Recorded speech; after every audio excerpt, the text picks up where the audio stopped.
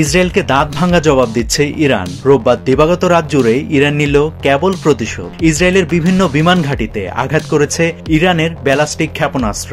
এ হামলায় হাইফার আকাশ ছেয়ে গিয়েছিল কালো ধোঁয়ায়। তেল আবিবের শক্তিশালী প্রতিরক্ষা ব্যবস্থা ভেদ করে ব্যালিস্টিক ক্ষেপণাস্ত্র লণ্ডভণ্ড করে দেয় হাইফা, তেল আবিব ও জেরুজালেমের বিভিন্ন স্থান। এমনকি ইরান হামলা চালায় নেতানিয়াহুর পারিবারিক বাসভবনের কাছেও।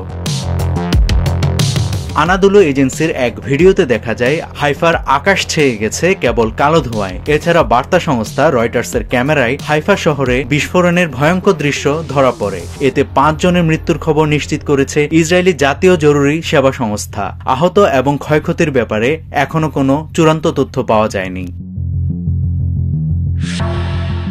এদিকে জেরুজালেম ও তেল আবিবের রাতের আকাশে বিস্ফোরণের শব্দ শোনা যাচ্ছিল, কারণ আয়রন ডোম ইরান থেকে আসা ক্ষেপণাস্ত্রগুলোকে প্রতিহত করার চেষ্টা করছে। তবে বিবিসি এক প্রতিবেদনে বলেছে ইরানের ক্ষেপণাস্ত্রগুলো ইসরায়েলি প্রতিরক্ষা ব্যবস্থার স্তরগুলো ভেদ করে গেছে, যদিও ইসরায়েলি সামরিক বাহিনী এ নিয়ে এখনো কোনো মন্তব্য করেনি। অন্যদিকে ইসরায়েলের ভূমধ্যসাগরীয় উপকূলের একটি শহর সিজারিয়ায় প্রধানমন্ত্রী নেতানিয়াহুর পারিবারিক বাসভবনের কাছে ক্ষেপণাস্ত্র হামলা চালিয়েছে ইরান। এ তথ্য জানিয়েছে দ্য ইকোনমিক টাইমস। ইসরায়েলি গণমাধ্যমের দাবি, ইরানি হামলায় হাদেরার একটি বিদ্যুৎ কেন্দ্র ক্ষতিগ্রস্ত হয়েছে।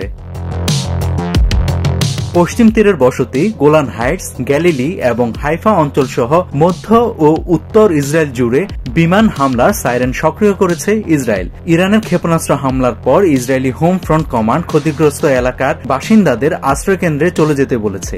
এদিকে ইরানে চালানো ক্ষেপণাস্ত্র তেল আবিবের বেন গুরিয়ন বিমানবন্দরে সরাসরি আঘাত হেনেছে। নাভিদ হাসান, সোনালী নিউজ।